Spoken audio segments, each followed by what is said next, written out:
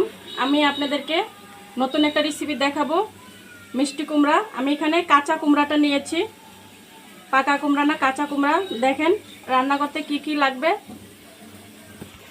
আমি নিয়েছি 1 কাপ চিংড়ি মাছ খোসা ছাড়ানো, নিয়েছি 1 চামচ হলুদ, নিয়েছি মরিচ, নিয়েছি পেঁয়াজ, মরিচের গুঁড়া, ধনের গুঁড়া, জিরার গুঁড়া, নিয়েছি কাঁচামরিচ, তেল।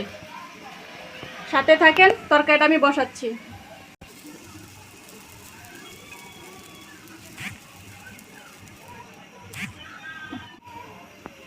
দিয়ে দিলাম তেল,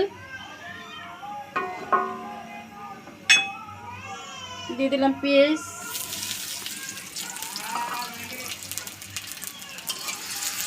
পেঁয়াজটা একটু লাল লাল হলে মশলাগুলো দিয়ে দেব।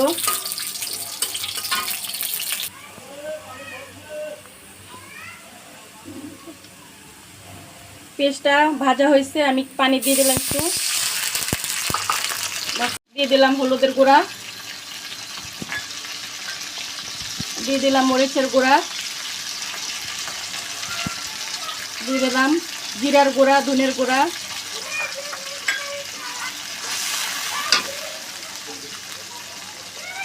আমি দিয়ে দিচ্ছি লবণ।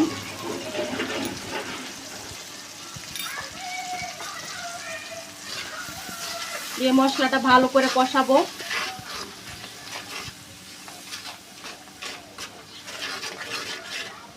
মশলাটা যত কষাবো তত ভালো হবে। দিয়ে দিলাম চিংড়ি মাছ।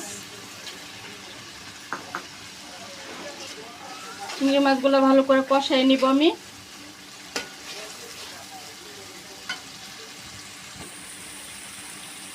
আমার চিংড়ি মাছটা কষানো হয়ে গেছে, দেখেন তেল বের হয়ে গেছে। আমি এখন মিষ্টি কুমড়াটা দিয়ে দিব। মিষ্টি কুমড়াটা দিয়ে দিলাম।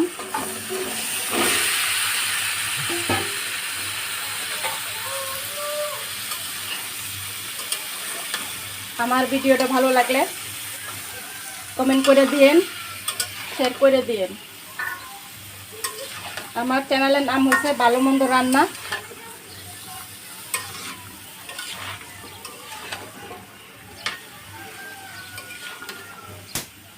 একটু কষাই নিব যাতে গন্ধটা চলে যায়। এটা বাসায় ট্রাই করে দেখেন।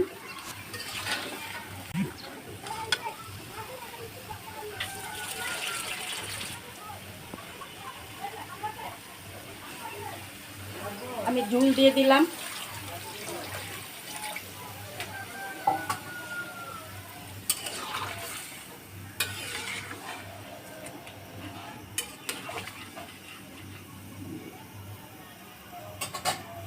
দিয়ে দিলাম কাঁচামরিচ,